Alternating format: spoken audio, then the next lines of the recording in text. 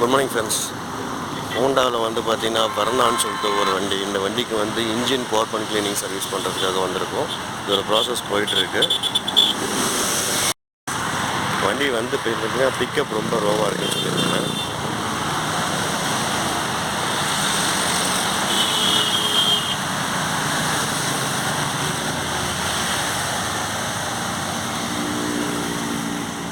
Okay, thank you so much.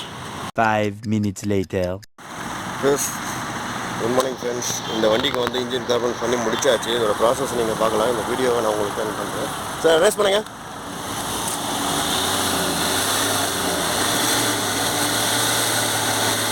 Okay, thank you so much.